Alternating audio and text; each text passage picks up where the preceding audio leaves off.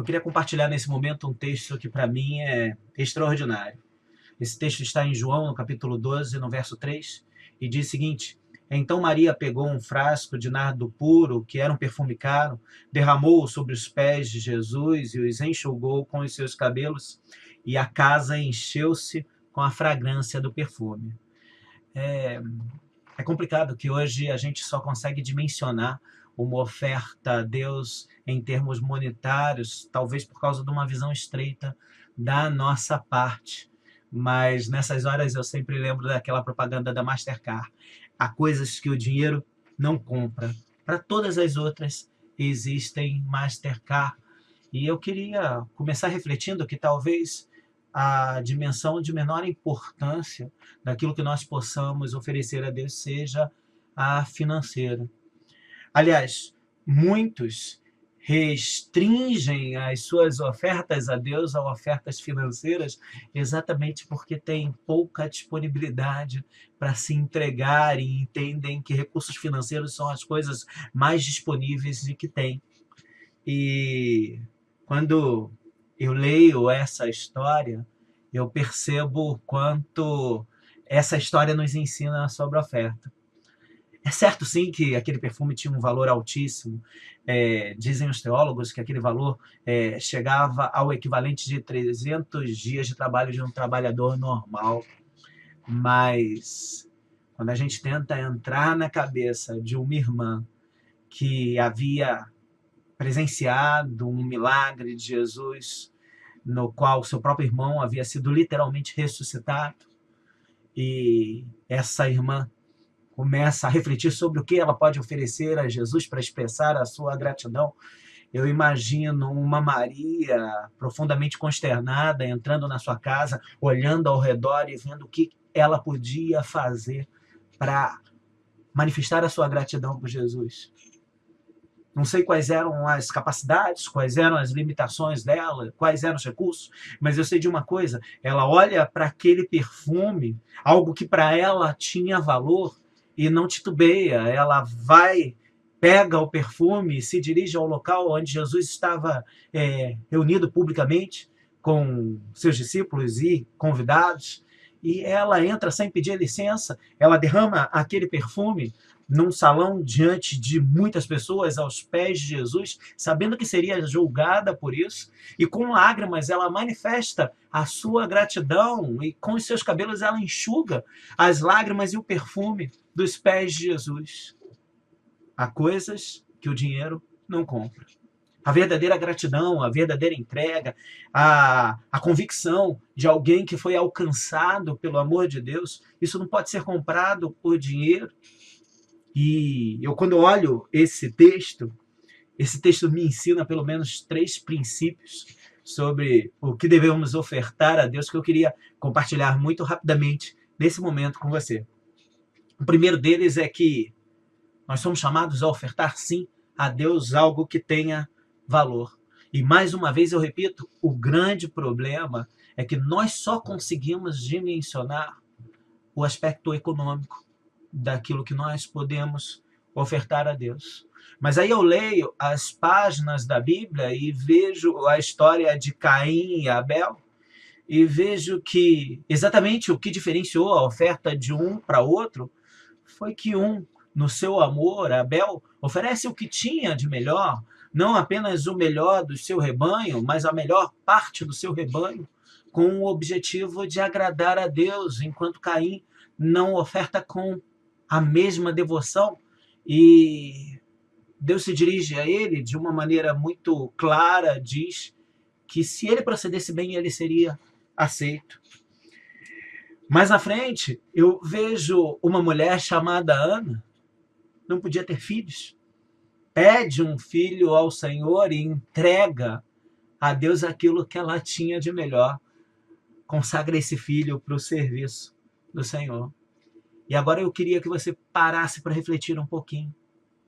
Você já parou para pensar que talvez aquilo que você tenha mais disponível sejam os seus recursos?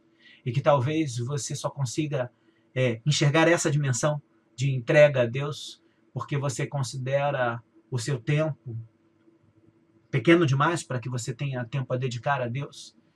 E talvez você considere as suas responsabilidades grandes demais para que você possa separar tempo para Deus, ou talvez você considere as suas atribuições inúmeras e que isso justifique a sua resistência em se dedicar a Deus e ao próximo.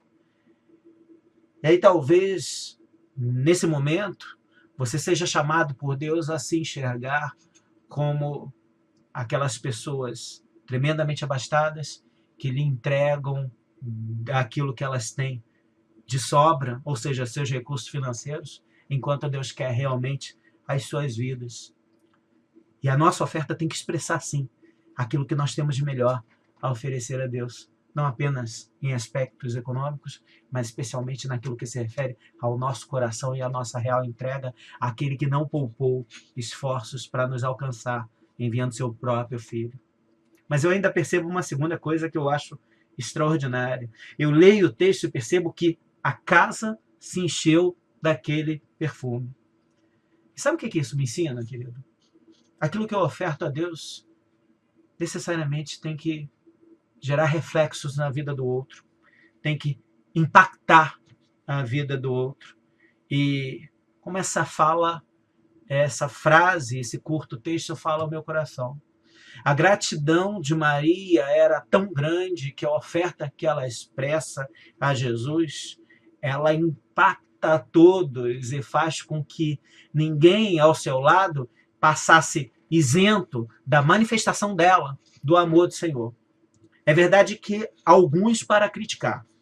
Judas, por exemplo, que segundo o próprio texto era ladrão e era o dono da bolsa, era literalmente o lobo que cuidava das galinhas, é o primeiro a falar que era melhor ter vendido aquele perfume e dado aos pobres. Mas é tremendo a gente perceber que Jesus, ao enxergar aquela oferta, ele diz que oportunidades para abençoar os pobres, oportunidades para cuidar do outro, nós sempre teremos, mas que aquele ato de amor daquela mulher seria lembrado por todos. E aí você pode nesse momento estar enxergando até uma contradição nas minhas palavras. Como é que um ato destinado a Jesus pode ser apresentado como um ato que impacte a todos? Na verdade, o que nós somos chamados a proporcionar de impacto nesse mundo é especialmente o impacto do nosso amor por Deus. Eu digo que até o nosso amor ao próximo é reflexo direto de um Deus que nos ama incondicionalmente. E nesse ponto, a oferta de Maria Madalena não passa isento. Ela é recebida com surpresa por muitos, com rejeição por outros, mas todos sabem que aquela oferta é direcionada a Jesus. Na verdade, a gente percebe que a oferta ela não é o meio da gente ser abençoado, ela é reflexo daquilo que a gente já recebeu. E a terceira lição, e eu concluo essa breve reflexão dizendo que a nossa oferta a Deus, ela deve ser sempre algo que demonstre o tamanho do nosso amor por Jesus. Depois daquele dia, aqueles que estavam ali presentes, eles tinham uma compreensão de o quanto Maria amava Jesus. Isso é uma coisa que ninguém duvida ao ler esse texto. Maria amava Jesus. Maria era grata a Jesus. E hoje, quando eu penso naquilo que eu faço, hoje, quando eu penso naquilo que eu cuido, hoje, quando eu penso nas pessoas com quem eu lido, nas atividades profissionais que eu exerço, nos relacionamentos que eu vivencio, a pergunta que me vem à mente, que eu compartilho com você, será que a vida, que é talvez a nossa maior oferta que temos a oferecer a Deus, ela tem demonstrado o nosso amor por Jesus? E nessa manhã é essa reflexão que eu trago comigo. Será que aquilo que eu tenho feito, vivido, experimentado, tem de alguma forma demonstrado o tamanho do meu amor por Jesus? E você? Será que desde o primeiro momento deste dia, as atividades que você desempenhou, será que elas têm demonstrado o quanto você ama a Jesus? Será que aquilo que você dedica em termos de esforços, de serviço, para o reino de Deus, para a sua igreja local, ou mesmo em termos financeiros, para sustentar a fé que você acredita? Será que isso tem demonstrado o amor que você tem por Jesus? É importante que nós entendamos isso, porque se a nossa oferta ela não diferencia aqueles que são abençoados daqueles que não são, porque, na verdade, Cristo já nos abençoou muito antes mesmo de qualquer iniciativa da nossa parte.